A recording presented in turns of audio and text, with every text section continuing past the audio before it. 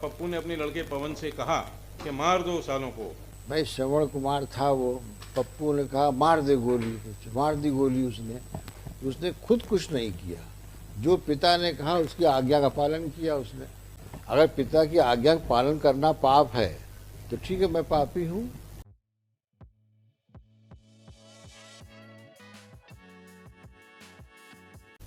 अभियोजन कहानी संक्षेप में इस प्रकार से है कि दिनांक 24/5/2009 को फरियादी अरविंद शर्मा ने थाना सिटी कोतवाली भिंड में प्रदर्श 3 का एक लिखित आवेदन इस आशय का दिया कि आज सुबह करीब 10:05 पर वह और उसका चचेरा भाई मंजू बहनोई अवध उर्फ पोशाकी के यहाँ बम्बा किनारे गया था, जहाँ उनके मकान के पीछे की तरफ नाली का विवाद महिलाओं में पप्पू उर्फ ब्रह्मानंद की पत्नी से उसकी बहन मीरा से हो रहा था।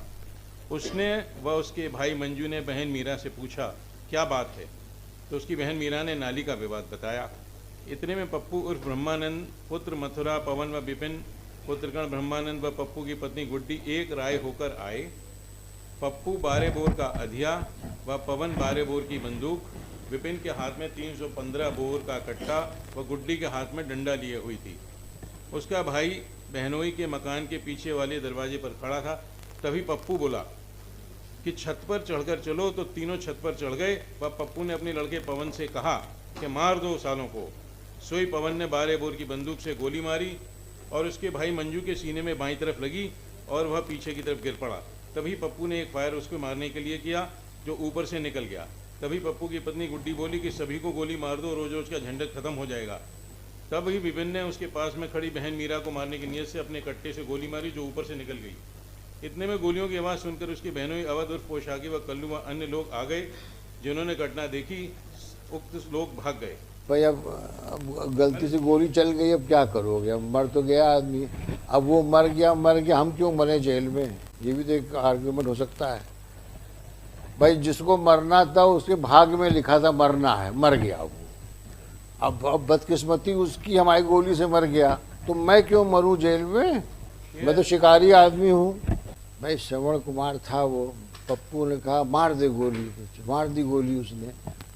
यहाँ भी आप आर्ग्यू कर सकते हैं, उसने खुद कुछ नहीं किया। जो पिता ने कहा उसकी आज्ञा का पालन किया उसने। अगर पिता की आज्ञा का पालन करना पाप है तो ठीक है, मैं पापी हूँ। भाई ये तो पिता ये अगर आप बहस ये भी हो सकती है भाई, हमारे हिंदुओं में जो है माता पिता का आज्ञा पालन करना सबसे पवित्र धर्म होता है। और पिता बोला गोली मार दो और मैंने गोली मार दी, कोई मर गया तो मैंने तो अपना कर्तव्य निभाया। अब वो मर गया, वो उसका दुर्भाग्य था। आपने जो कुछ भी किया पिता कहने पे किया। यहाँ पप्पू पिता है आपके। पप्पू ने कहा मार दे साले को गोली, तो हमने गोली मार दी। तो अगर हमने पिता की आज्ञा का पालन किया तो मैं पापी कैसे रहा? मेरा पिता पापी होगा जिसने मुझसे कहा गोली मारने को। ये भी एक बहस हो सकती है, क्यों नहीं हो सकती भाई? जैसे आपने कहा कि साहब वो 17-18 के बीच का रहा होगा, अब वो बालक था, पिता ने कहा मार दो, मार दिया। ये भी तो एक कारण हो सकता है भाई। He did not have that sense of judgement, ये सही है गलत है। भाई पिता ने कहा मार दिया। अब अनफॉर्चुनेटली ऐसी सिचुएशन आईपीसी में नहीं है कि अगर ऐसी घटना घटे तो बच्चे का ये मर्डर नहीं कहलाएगा, ये कहलाएगा culpable homicide not amounting to murder. अगर ऐसी कोई व्यवस्था हो तो बताओ।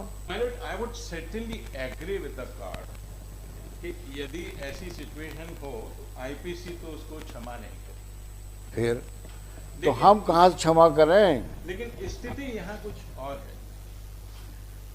बैलिस्टिक रिपोर्ट जो है उसने पाया कि जो बंदूक, ये लाइसेंसी बंदूक है, लाइसेंसी बंदूक भाई, तभी तो उसके पास में पिन है वो टूटा हुआ। ओहो।